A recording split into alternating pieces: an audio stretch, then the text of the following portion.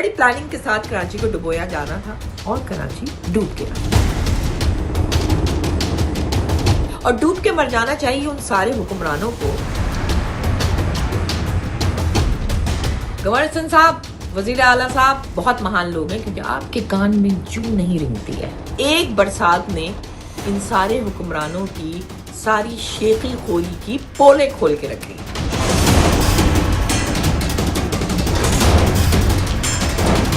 मुझे बहुत जल्द ऐसे लग रहा है कि अल्लाह रस्सी खींचने वाला है। वाकई दिल से कहा सुन सकती है कि हमारे शहर कायद को आपने किस अंजाम पर पहुंचा दिया है।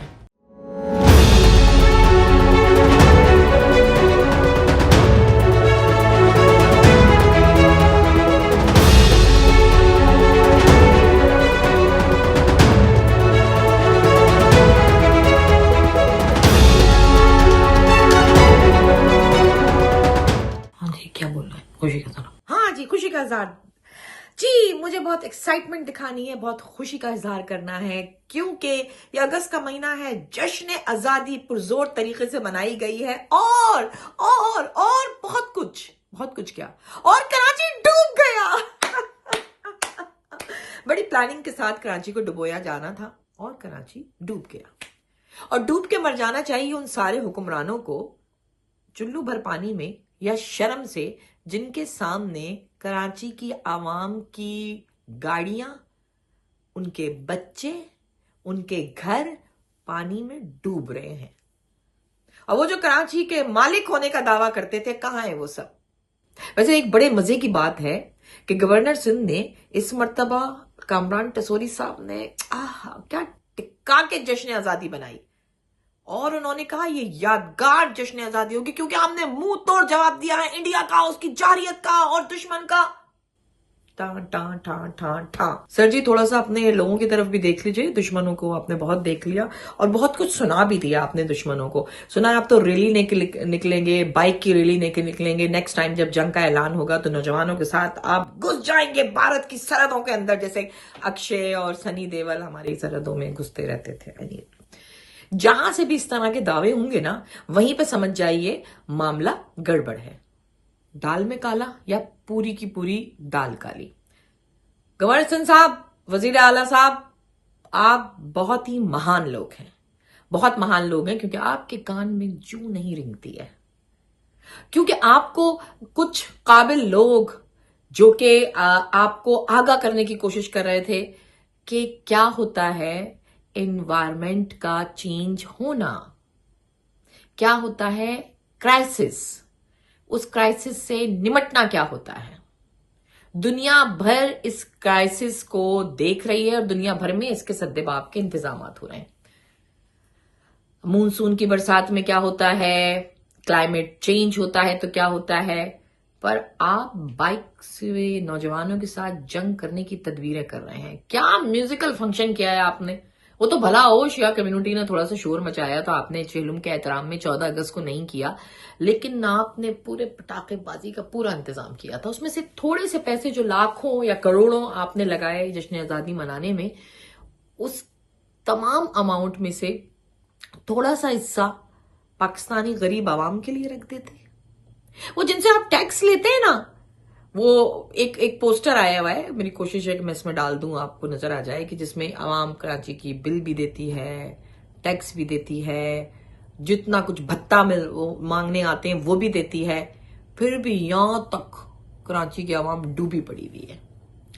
डूब के नहीं मरते आप सब लोग जिन्होंने कराची को इस हाल तक पहुंचाया है। मैं भी रिसेंटली विजिट करके आई हूं, मेरा दिल खून के आंसू रो रहा था। बचपन की वो गलियां जिसमें हम घूमते थे, उस वक्त भी हमें शिकायत होती थी, लेकिन अब तो बिल्कुल ही सब कुछ आवे का आवा बिगड़ा हुआ है। एक बरसात ने इन सारे हुक्मरानों की सारी शेखी खोरी की पोले खोल के रख दी है। जब मैं बहुत सारी वीडियो में अपनों को रोते हुए देख रही हूं ना, पता नहीं कितनी मेहनत से एक नौजवान पैसे जोड़ जोड़कर बाइक लेता है या गाड़ी लेता है। हालात इतने बुरे हैं वहां के, इतनी महंगाई, और जब अपनी आंखों से वो उस गाड़ी को डूबते हुए तैरते हुए देखता होगा। इंश्योरेंस कंपनियां कुछ नहीं देती हैं, सब कुछ फ्रॉड है वहां पे, सब कुछ चलता है वहां पे, सारे धंधे चलते हैं कराची में। दिल दिल पाकिस्तान, जान जान पाकिस्तान हम अपने दिल से लगा के रखते हैं, पाकिस्तान से लाई हुई हर निशानी को।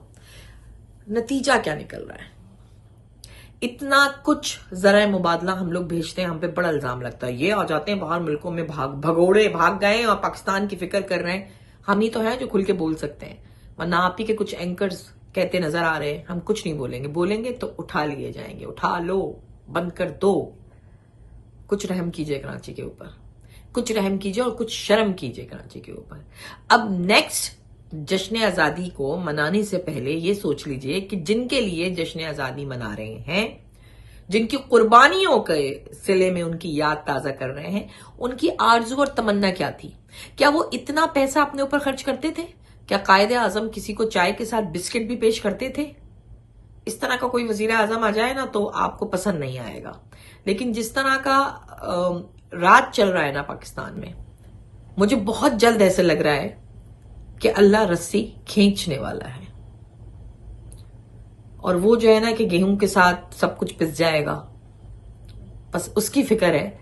अदरवाइज तो दिल से एक आह सी निकलती है, वाकई दिल से एक आह सी निकलती है कि हमारे शहर कायद को आपने किस अंजाम पर पहुंचा दिया है।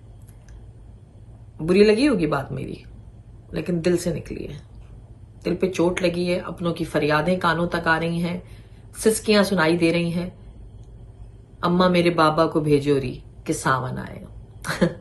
नहीं गा सकती वहां की लड़कियां, नहीं गा सकते वहां के बच्चे, वहां की बच्चियां ये गीत, क्योंकि बारिश से हाय हाय हाय, बारिश तो बहुत अच्छी लगती है, लेकिन बारिश के बाद होने वाली तबाही से डर लगता है भाई। भाई भाई पता नहीं कौन कौन से भाई बन गए, खुदा इन भाइयों को गैरत दिलाए, इलाही आमीन। खुदा हाफिज।